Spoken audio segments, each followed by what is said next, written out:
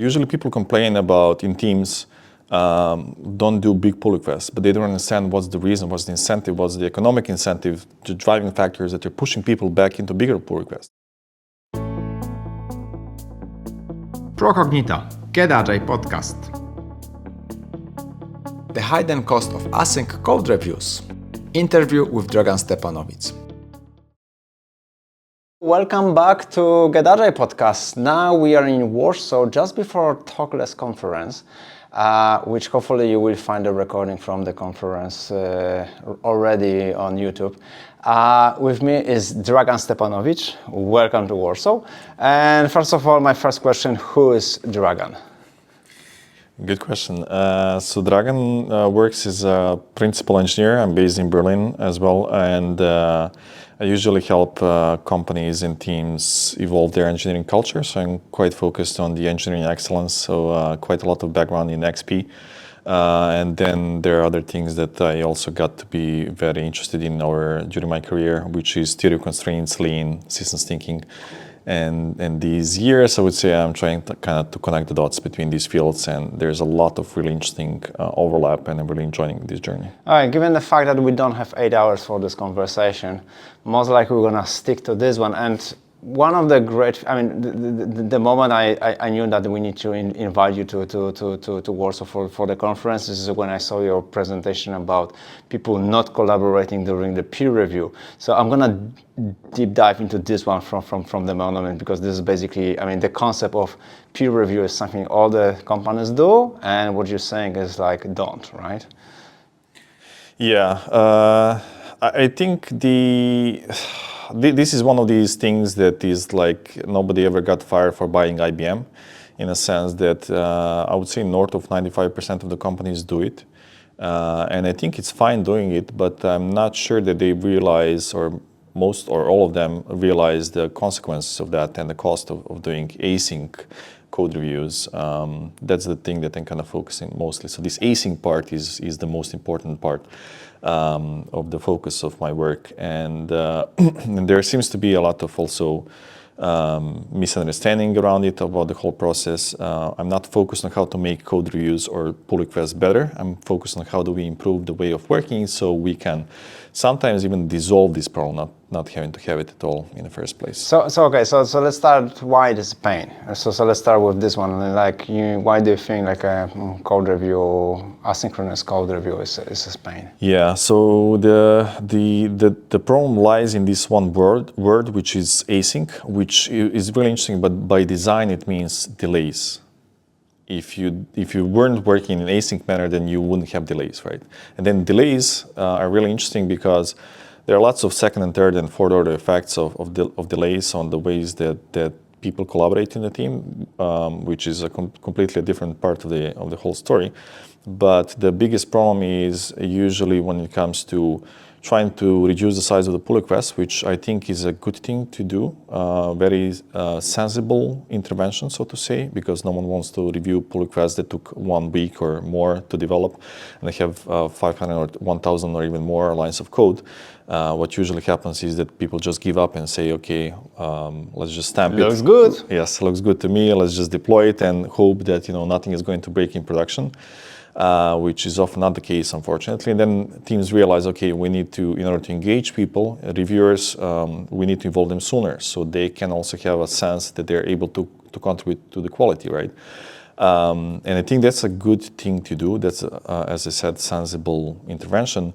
But the problem is if you reduce the size of the pull request, then if you keep the same way of working, which is async, which is delays, then what happens is that you're introducing more waste per unit of effort. What this means is that as you reduce the size of the pull request, usually the processing time or the touch time, one of the metrics from Lean, is decreasing as well. So let's say that it took you, 1 day of wait time, meaning between the pull request being raised and then until it's merged. And let's say that it took us, 2 days to develop it. And then we start reducing the average size of the pull request in a team. Then what happens at one point, we might invest 1 hour to develop, but if we wait 2 days again for a review, that's a lot of waste. When you think about wait to processing time ratio, it actually increases. So what happens essentially if you have a pull request that is, 1,000 lines of code, and you break it into 10 pull requests of 100 lines of code, when you compare how long does it take you to push the changes through the system, it takes way longer with smaller pull requests than the bigger pull requests. And that's a problem, because sometimes even when you reduce the size of the pull request and you reduce also the wait time, it doesn't have to mean that you're not introducing more waste in the process. Because if the wait time is going down, if the pull request is going down, but the wait time is not going down proportionally, then essentially you're increasing the waste. So you're again in the same problem. And that's the thing, because usually people then, it kills kind of refactoring, it kills small steps, because it takes you disproportionately long time to review or to get approval for something. And what's even more interesting is that on the part of the study that I did, right, which is the thing that I talk at conferences about, is that you get to see more engagement on a smaller pull request. And that makes sense as well, because you get to be involved sooner. And that on the other side is a problem, because it increases the wait time per se, because you have to wait for each other more often, so to say. So what I'm hearing is like the smaller the batches, the more likely we're gonna increase the, let's say, waste of switching per one item, whichever it is, like a one function, one line of code, whatever, which means that the developers will notice this one and they will say, hey, it's better to do a bigger pull request because it's more efficient, because I'm not wasting so much time in waiting. As a consequence of that, the likelihood of small changes, a likelihood of refactor or like a minor improvements will go down. This is what I'm hearing. Yes, exactly. Because usually people complain about in teams, don't do big pull requests, but they don't understand what's the reason, what's the incentive, what's the economic incentive, the driving factors that are pushing people back into bigger pull requests. And that is usually this transaction cost, exactly the thing that you just described.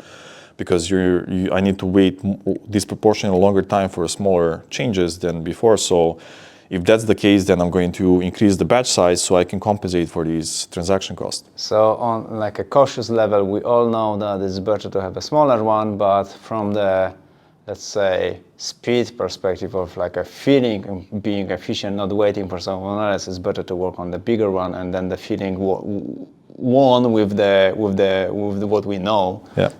Okay, so what do you see or suggest when you see this one? And my assumption you see it a lot of, because I see it a lot of. What is your suggestion then? Yeah, so the problem here is that people are forced to make a trade-off between the quality or lack of quality or lack of throughput. Because for bigger PRs, they know big LGTMs. There's even this saying, which I'm really a big fan of, which is never had a huge PR that didn't look good to me. So apparently all of the big PRs look good to us, but then we lose the quality, right? And then when we think about the cumulative effects of deploying the code changes that haven't had enough thorough inspection, so to say, or kind of getting a bit more of a quality before that, that's a problem, because we know why it's a problem. And then on the other side, we get to lose the throughput, right? If we reduce the size of the pull requests, while we keep working in the same way, which is async. Then how can we get, the question is, can we get best of both worlds, right? Well, we know the pain, and as you're saying, many developers feel the pain. So they heard somewhere, maybe on studies, maybe from the other developers, that you should go on small iterations, small batches. And then all you see in the company, in your workplace, is like small batches are pain. So you want to go for the bigger batches because there's less interruption, less cost of switching all the stuff, right? So when you see this one, we can say them like, you guys, you're doing a great job, but probably you have some better advice than this one. Yes, essentially it's, the punchline is start working together more often, but when you translate this into lean terms, it means changing the way of working so you can reduce the transaction costs. You can enable smaller batches without losing the throughput. And this is the whole topic that came from Toyota Production System and Lean, etc., even from Theory of Constraints as well. But and it's really also interesting because people understand why predictable and fast deployment pipeline is important for smaller batches, right? If it takes you a lot of manual work to deploy, you're not going to deploy more often, and you get into this vicious cycle of creating bigger deployments, failing because of that, then being and scared of that. Once per quarter. Yes, exactly. So people understand why fast deployment pipelines, reducing the transaction cost in terms of the deployment is important, and lots of teams already do it, and that's really a good thing. But most of the teams don't understand that the same principles apply even more upstream in terms of pull requests and the way we collaborate. So how do we go about reducing that transaction cost? So working more together, so pair, mob, or ensemble, or software teaming is also called these days, which is essentially the way of working that provides wait time of 0, because the reviewer is, when they're sitting next to me, virtual or physically, essentially their reaction time is minimal or 0, because they're able to review any line of code that they essentially type. So when you think about the size of the pull request, it's minimal. It's up to or down to one line of code change that you're getting reviewed immediately as you're typing it. And this is the really the beauty of working together, because it also kind of by design it reduces this transaction cost, and then also as a byproduct you don't get to pull in too many things at the same time, because if you're working as pairs in a team of 6 people, then you have 3 pairs at most, right? Which means the working process is limited to 3 at most. Which is on the other side with the async code reviews, it's actually the problem is that we tend to pull in too much work too soon, and then what happens? The working process spikes. So I'm not surprised when I get to see multiple factors of working process compared to a number of people in the team. So for people of 6, seeing 12 things that are working process or even more. Okay, because I'm waiting for the code review, so I cannot sit do nothing. Yes. So I need to take another item. Yes. Even if it's not allowed, then I still can start working on this one on my machine. Yeah. Yes, and the problem with that is that this whole thing, the promise of async way of working in teams, in product development teams, is that you can start work without having to wait for the other people. But the problem is that it's not about starting, it's about finishing. So the problem is that if you start too many things, you're going to finish fewer things, and that's the thing with the ways of working, which is I call them co-creation patterns, the pair, mob, ensemble, software teaming, is that they serve also as kind of as this pull signal for the team when to pull the work. So it's kind of limiting the arrival rate of the work, which guarantees that you're going to be able to finish the things that you're working, which brings predictability and being able to show things sooner and building trust with stakeholders and yada, yada, yada, which people don't often see these and level of effects of not doing these things, so to say. So talking about the mob programming or the team programming, and by the way, I had a conversation with Woody like 2 years ago. So you can watch this episode on podcast as well. And he was here in Warsaw like 2 months ago for Agile Warsaw. And so we know about mob programming, we know about pair programming, and it still seems to me that there are one of the most controversial ideas in software development, like why should be paying 6 people to work together?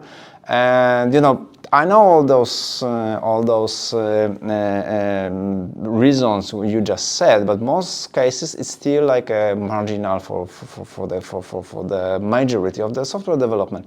So how do you work with those teams to help them to start working with this pair and see the value of pairs, because many people are complaining that there is not much value in the pair programming or the mob programming. Right. There are lots of things to explore in the teams that are the way that you describe those, right? There are a couple of things that I usually look at, and there's also incremental way towards going to working together from working in, I don't even call it working individual, I call it working in isolation, because that's a more appropriate term for what people are doing. Last episode or 2 episodes ago, we got a team Oettinger, and he said solo ticket processing. I love this sentence. Yeah, it's the same thing in the sense that we delay the feedback, essentially, because I think using appropriate word in that sense, whatever it is that signals that we're delaying feedback because of this is really important. And it's interesting because everyone wants to have shorter feedback loops. Like, it's very hard to find a person in the team that's going to tell you, hey, I don't like faster feedback loops, right? They want to know if things are working sooner rather than later. Everyone likes to be able to deploy at any point in time that they want, etc. But then when it comes to the way of working, it's usually a different story. Sometimes, so there's usually not a single factor that they find when it comes to the root causes. I try also not to think in terms of root causes, because I think most of the things are more like contributing factors and they play into each other.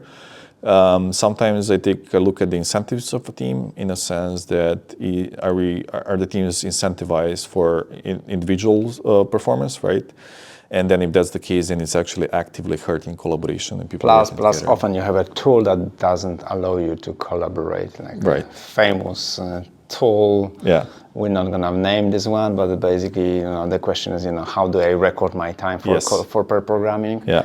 As I don't have a separate ticket for this one. Yes. That's another thing as well. Then people are also, there's a lot of misunderstanding about what co-creation pattern means, and I use this joint term for all of these practices. Often people think it's just sitting next to each other, watching over each other's shoulder. I heard so many various misunderstanding of it, but then people hijacking keyboard from each other, or having only loud voices, so to say, then other people zone out, etc. And of course, this is really interesting because sometimes teams approach me and say, hey, we tried mob programming and it doesn't work for us. And then when I go there and I observe, then I get to say, I wouldn't do the things that you're doing, I wouldn't do as well. But this is not mob programming. And this is really interesting because people think that they're doing this practice, but essentially it's very hard also to find someone who has a production level experience with mob and pair programming to teach them in that sense. And then they often misunderstand this thing for something else, and then they evaluate and say, mob programming is not for us, but essentially they have been doing something completely different. All right, so maybe that is a good moment to go into those examples, because it sounds like working encyclopedia for these examples, I believe. So can you give like a few patterns you've seen you wouldn't recommend, and maybe a few patterns you would say, okay, if you have this pattern right now, so you're trying mob programming, doesn't work because of that, try this one. So can we get like few examples if you have them in your mind? So one obvious usual example is the one that I just mentioned, which is not having someone to support and guide and coach you on this journey. So if you don't have anyone in the team that has had the production level of experience, so to say, with these practices, then you better find a coach or someone who is able to help you and guide you through this whole process, because... Dragan just mentioned that he's working as a coach, and you can find him on LinkedIn. Thank you very much. Thanks for the plug. That was part of the placement for this recording. Yeah. So that's one thing definitely that really helps. That's one of the big failure modes that I observe. Another thing is also...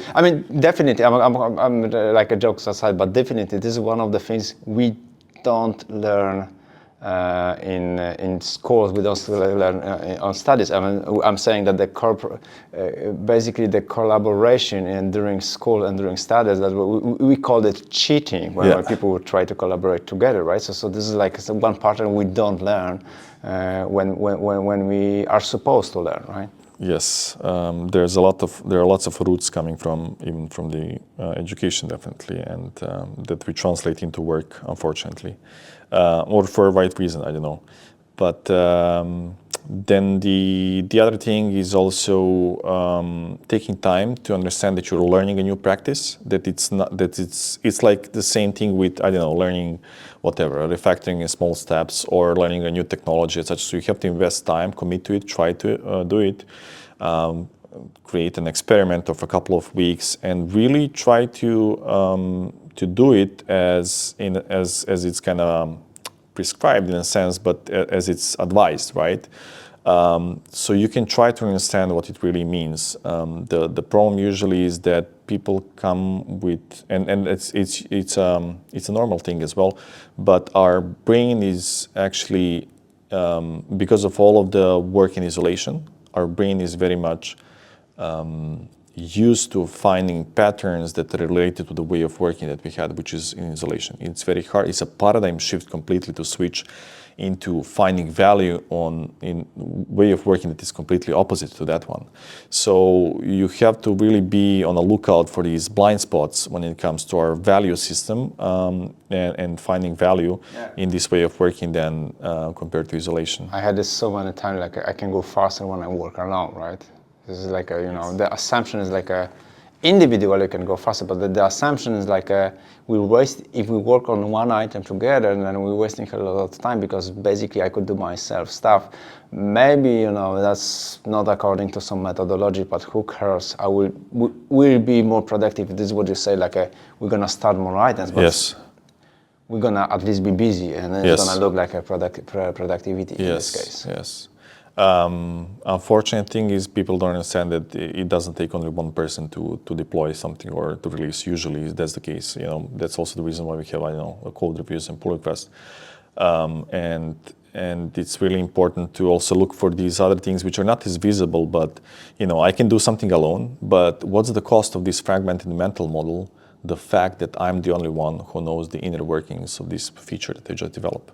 What's the cost of that? And then you end up with having just one person in the whole team with having a critical knowledge for and now we know where's the bottleneck. Yes, and usually if you have n people inside of a team, it's usually n teams of one person. So you have everyone kind of having very fragmented knowledge, but their mental models don't integrate, because they're also not integrating their work together.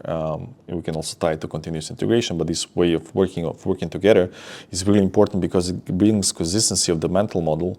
And when you translate it into the DORA metrics, I wouldn't be surprised at all to see that the teams that are working together have a lower mean time to recovery, and also the things in production for them tend to fail not as often.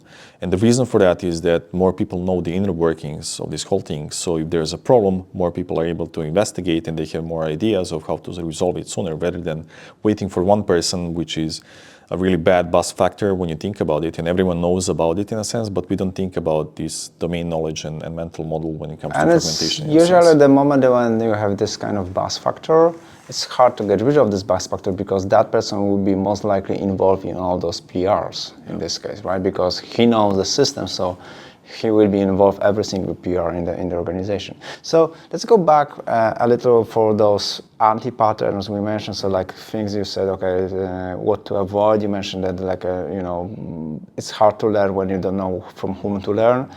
Any other patterns you would say, this is something I see often, and this is my suggestion for those teams?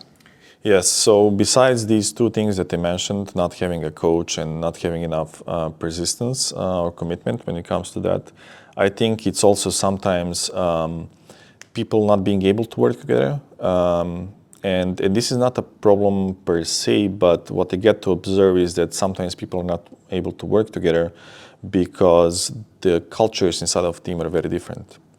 When you work in isolation, essentially you're able to have multiple different cultures inside of the team, but they don't get to clash as often. You don't need to talk to each other so often. You just do this once per day, and basically just report often what you have done. Yes. But there is no cooperation needed, right? So you're right. And if my expectation about how we do together is different from your expectation, then the only communication happened in the pull requests or in the code reviews.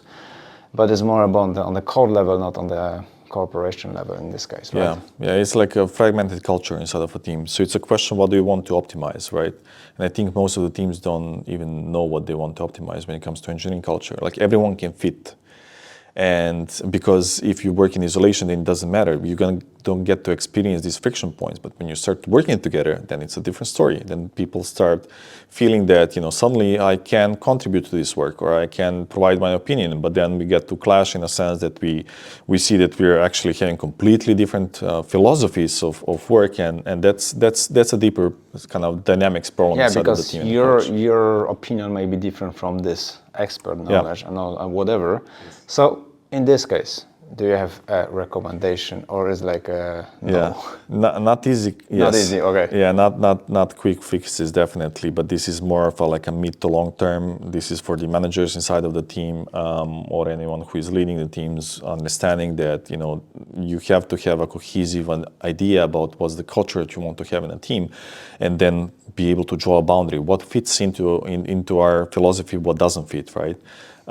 Sometimes it's just getting used to each other. Sometimes the culture is not drifting as much that that they're not able to converge at some point, but it's just getting used to working with each other, and it takes time. And this is one point that I usually also mention from Rudy, which is having this ground principle, which is kindness, consideration, and respect for each other.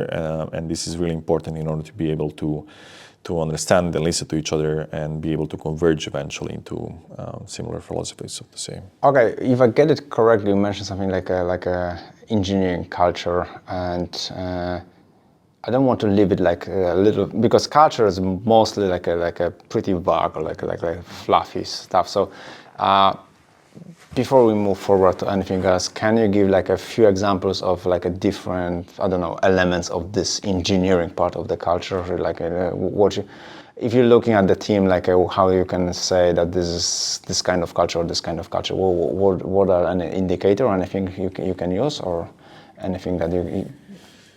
So I think the point is you have to be aligned as a team on the culture that you want to have. And one really interesting way to do that is involve your engineers in the hiring process and get them to pair them up with the other person. And then at the end of the hiring process, try to ask them, would you like to work with this person? That's going to tell you a lot about the values alignment when it comes to the way of working. But it's mostly also about the behavior, right? I mean, there are so many things about the culture, but coming from the engineering practices standpoint, whatever it is, just make sure that it is cohesive or coherent in a sense, right? That you're not diverging too much. I know what kind of engineering culture I tend to preach, and teams I like to work with, which is more into XP and continuous delivery, etc. But this is not for me to say that everyone should do it. This is more just as a point for people to understand that you have to be opinionated about it. Okay, so what I'm hearing is you need to be aware of your engineering culture, first of all. Then you need to see if inside the team you have the same culture, because what you say, you can have 5 different with 6 people, or 7 different with 6 people, and then when you have one culture, then you can hire for this culture. This is what I'm hearing. Yes. Just being opinionated a bit. I think lots of people are just trying to stay as less opinionated as possible, but then it's very hard to draw a boundary and say what's in, what's out in that sense. Okay.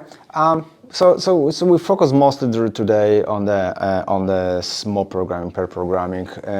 But you say that this pattern, the cooperation pattern, is bigger. So is there anything we should mention before not to leave our audience with like a critical skills or whatever we should say talk about today?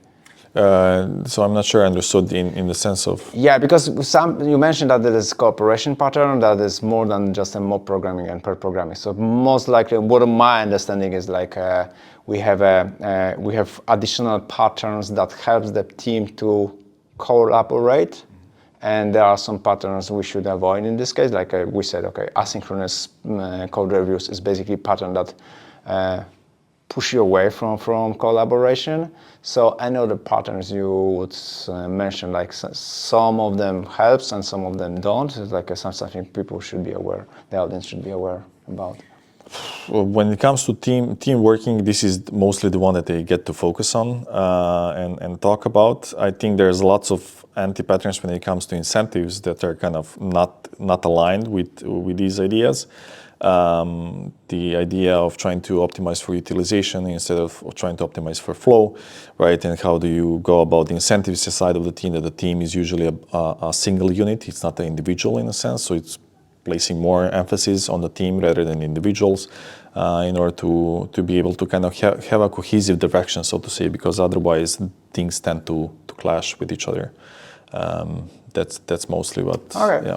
So the bottom line, for what I understand, if we want to try and collaboration, close collaboration on the team level through pair programming, through mob program, what I'm hearing, get a coach, try it longer than 2 days, and make sure that this way of working is consistent with your culture, and incentives are consistent with this one. Exactly.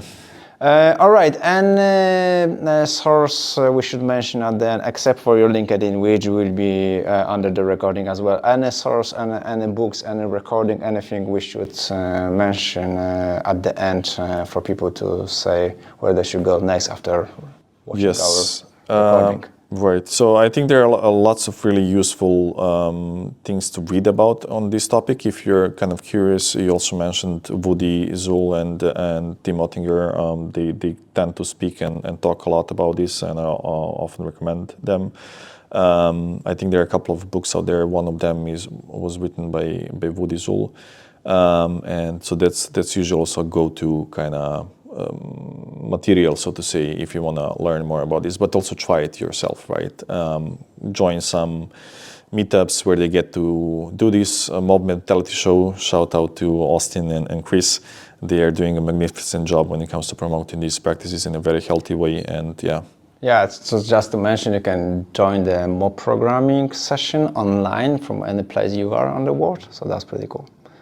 All right, thank you very much. I enjoy the conversation, and finger crossed for you guys and ladies to try those mob programming and pair programming rather than just sending pull requests and waiting for the people to answer.